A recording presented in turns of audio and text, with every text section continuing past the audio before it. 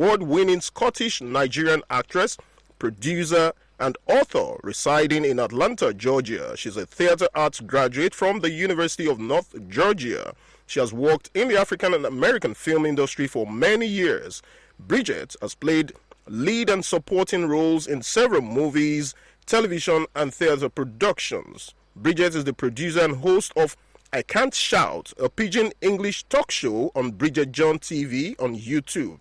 She's also the CEO of Alliance Productions company, a movie production company. Bridget is the author of Learn Pidgin the Nigerian Way. Standing at 5 feet 8 with an athletic build, a unique traits, and exotic look enable her to play in different genres and roles. Bridget, I don't want to say so much about you. I need you to talk about yourself. Good morning. Good morning. Yeah. Good morning, Demola. How are you? Very well, thank you. You want to say hello to all the listening audience before you buttress your very fantastic resume. Hello, everyone. Hello from Atlanta, Georgia. Hello, Nigeria. I'm glad to be here today with you guys. All right, Bridget. You are a woman of virtue and substance, and I appreciate those exploits you have been able to achieve in the movie industry. As a matter of fact, I want you to speak a little Pidgin. I want to hear Pidgin from your mouth. Let's hear Pidgin. Okay. My people, when I well don't know, when I thank you for today, say when I bring me come this show, Demola. Oh my. I hear no. Oh my. Oh my. Oh my. Hey, Bridget, people are clapping for you in the studio. All right, now it's great to have you on the show today. I'm so excited because it's been a long time. We should have had this conversation, but as we have it, universe has said it's going to be destined for today. How do you feel? Yeah. How do you feel? I feel great. I feel honored. I am always happy when I have to associate myself with Nigeria in any way, because we're a great people. So, and I feel blessed to be where I am today to showcase myself as a Nigerian living overseas, So I am grateful for this platform as well. So I'm really excited to be here today. All right. There are some awards you got. Best Actress, Cannes International Pan-African Film Festival, marrying a Campbell. What's marrying a Campbell about, and why were you given the Best Actress? Do you want to tell us? Marrying a Campbell just showcases the things that the things that like young people go through in the hands of their parents, especially when it comes to education or getting married. Your parents tell you, oh, you have to be a doctor. Even if you don't want to be a doctor, you have to do what they say. Same thing as when you want to be married. They tell you, oh, no, you can't marry from this family. Oh, you're not on the same level. So those are the things that Marrying a Candle showcases. And you have to have this one person that's going to help you go through any challenge that you're going through. So film showcases those things, like the things that young people, our parents, kind of dictate our destinies for us when that's probably not the will of God for us. Okay. All right. I discover you've gotten Best African Actress, Best Actress also in Marrying a Campbell. There is one very recent one you did, I think 2 years ago before the COVID lockdown, or was it during COVID? Adora. I remember Austin Iboka was your director on that movie set. What's Adora about? Adora is about an immigrant that lives in the U.S. and she was falsely accused. First of all, she had problems with her marriage, and her kids were taken away from her. And then she was falsely accused and imprisoned, and then with her faith and everything, she pulled through. So that's a story of hope for people that are going through things, to let them know that no matter how it is, it's going through. Yeah. It's not you staying in one place. That's why it's called going through. So you're going to go through it, and everything, you'll come out victorious at the end of the day. All right. You are a breed of Scottish and Nigerian mixed breed. Do you have any Nigerian experience you always want to relive or you want to remember? Yeah, I was born in Lagos. I was raised in Benin, Benin City. So and that's still home for me. I've been in the U.S. for a while, but I come to Nigeria regularly. I all my memories, wonderful, awesome memories, are memories in Nigeria. Okay. You know, so there are just so many. I can't tell, but. So what? Nigeria is the place. All right. Me. So what meal do you remember that you miss a lot whenever you're out of Nigeria? What meal? What meal? I tell you, there's a place in Yaba. All right. That I love to go and eat amala, and their pomo there. Oh Jesus, that pomo. Forget. But I don't think you've tasted amala in Ibadan. The amala in Ibadan is exotic. No. You know what, Demola, speaking about that, right? You know, I went to Federal College of Education Special in Oyo. All right. I got my NC from there, English language and visually handicapped education. Yeah. This was in the 80s. Okay. So one of the things that I remember in Oyo is that the language barrier was really a challenge for me at that time. And you know, you have your plates because we have to go to all the bookers to buy food. And then you have your plate and you're standing in front of the woman trying to sell you the food. Or because you can't speak the language, she's selling to all the people that can speak Yoruba to her. Wow. So at some point, I had to start picking up the language. I had to start understanding a little bit, you know, of what is being said, so I can at least get by in situations like that. You know, so that was, I remember Apula was a good one too, you know. I remember that. All right. All right. Now, we've done a little bit of background check and all that.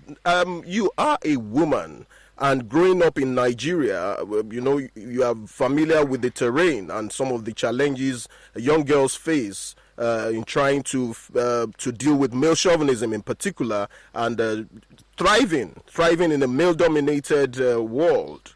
What is your advice for young girls, particularly, you know, one of the development goals is giving the girl child also the opportunity, equal opportunity as a male child. What's your advice to young girls who are striving? The thing is, it's not just Nigeria. It's all over. Women are vulnerable. We're the vulnerable group in society. And so, like, I have a passion to help single mothers, young girls, homeless people, special needs people. And it's not just I know the girl child, they're vulnerable. It's not just the girl child, women in general. And what I do is I try in every way that I can help and assist to bring enlightenment to them. And like the show that I have on YouTube, I Can't Shout, if you listen to most of the episodes we do, it sheds light on how it's just unfortunate. A lot of men feel entitled. They see women as a possession.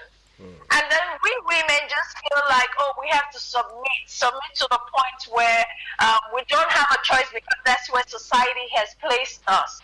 But that show enlightens women. It kind of like, if you listen to most of the episodes, it flicks the light bulb in their head to say, really, I don't have to be like this, I can be like this. You know? All right. And it's what society has turned us into, but we don't have to remain in that place. All right. It's not to say we want to be rebellious or not be submissive, but we have to showcase, the men have to see us from the angle of it, this was my child. Okay. Because I bet you men look at their daughters differently from the way they look at their wives. Wow, that's another perspective. Although I'm not sure it's going to be all men, but that's a perspective. That's another perspective. Well, I see it that way because if you look at it, what a man will not allow another man do to his daughter, he will do it to the wife. Wow. All right, Bridget, let's take a breather. We'll be right back. Don't go anywhere. This is still Space 90.1 FM. I'm with Bridget John, all the way from Atlanta, Georgia, and she's taking you through some exciting moments on how to live your life and become excellent as a woman. Don't go anywhere. We'll be right back in a moment. Yes, I have some foundations that I work with that help families, single family, mothers, children, and I want to extend it as single mothers because I am a single mother. Let me put it that way. I raised my kids pretty much by myself, and I know what it feels like. You know, I always tell people, don't take me where you haven't been because you don't know. You won't know what I'm going through. So if you were them, because I've gone through it. But there's some people still in that situation, and they just need someone to hold their hands, and go through with them. Okay. You know, and I have that passion. I want to help people. If there are NGOs out there, anything, it doesn't matter. I don't have $1 million to give, but whatever. In a way, sense to them. Just apart from being an actress, and there is this stage performance you did. What was the title of that stage performance again? Wedlock of the Gods. Wedlock of the Gods reminds me of Wole Soyinka all the time. No, that sounds Zulu Shofola. Oh, sorry, Zulu Shofola. But that Wedlock of the Gods, the pattern also reminds me of the Trials of Brother Jero and Lion and the Jewel, and you know, it's just a series. So anytime anybody mentions stage drama, I've seen a lot of Wole Soyinka's books performed on stage. And you know, it's quite imaginative. Nigerian writers. You are also a writer. Tell us about your book. Learn Pidgin the Nigerian Way is a book that I got the inspiration to write that book because I figured out that a lot of immigrants, children of immigrants, or children of Nigerian descent living overseas do not understand Pidgin.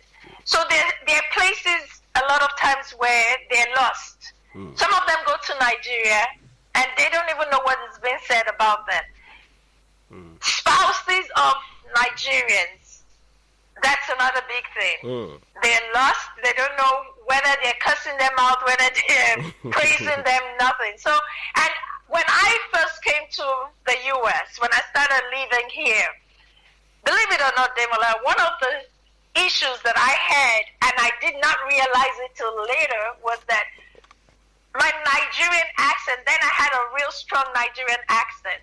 But the Americans did not understand. To me, I was speaking English. You know, we speak with the British English. But some of them did not understand what I was saying.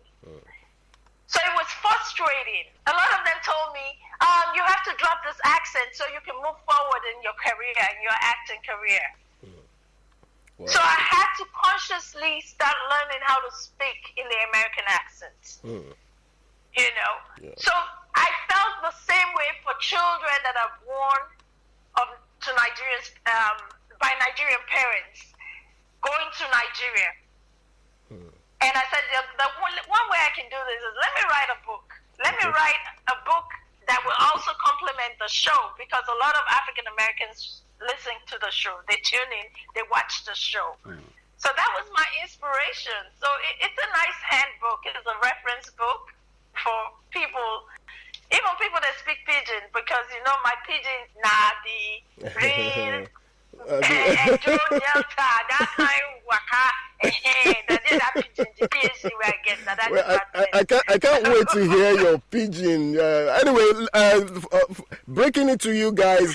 First time, Bridget will be joining us. She'll be doing a whole lot of Pidgin programs for us on Space 90.1 FM, all the way from Atlanta. You're going to feel, you know, Bridget saying Pidgin and raw Pidgin. She got it. She got the vibes.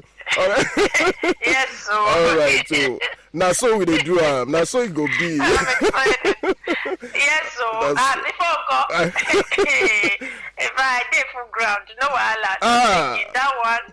Bridget full I ground cover though. that side. She covered that side. No be small. All right, Yes, Bridget. On a final note, before I let you go. No. Before I let you go, I want you to say a few things to Nigerians in Pidgin, the girls, and I have quite a number of guys here in the studio listening to you with excitement and wondering what kind of human being is this? All right.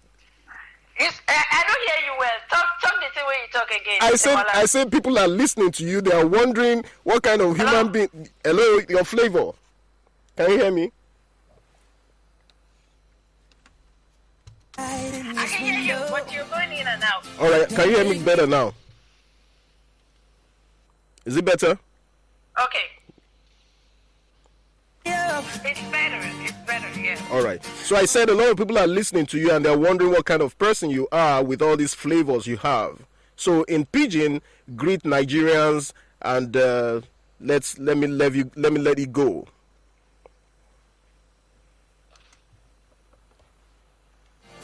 Okay, you're saying that if I can greet Nigerians? Yeah, greet Nigerians in Pidgin. Yeah, greet Nigerians in Pidgin and sign off on that note. Oh, okay. All right, so my people, when I do well, when I thank you so much, say when I did, all of when I went tune in today, say when I they hear me where they talk. It don't matter whether I say na America or na Atlanta or anywhere, now we, all of us now one Nigeria. Mm-hmm. I just thank you now well, and I go to come this show, this our Demola show, where we say now we go show like this. I go to come, I go to represent you now well. Anything when I say we could talk, I ready. Mm-hmm. I go give you now as you now one time. May God bless you now. When I do well, make everybody stay safe for Nigeria. Everybody in the studio, please let me clap for Bridget. Let me clap. Let's clap for Bridget. Bridget, you killed it. You nailed it. Everybody's clapping for you here. All right, that's Bridget John, all the way from Atlanta, Georgia. She has brightened up my day this beautiful morning, and I believe that she has also brightened up your day. Bridget, we'll speak with you after the show. Thank you so much for coming on the show. Okay. This is still Space 90.1. All right, enjoy your day, Bridget. We'll talk later. You too. Thank you. All right, bye. All right, this is still Space 90.1 FM Ibadan. I am yours truly, Demola Sanyaolu. We'll be up next with newspaper headlines. Don't go anywhere.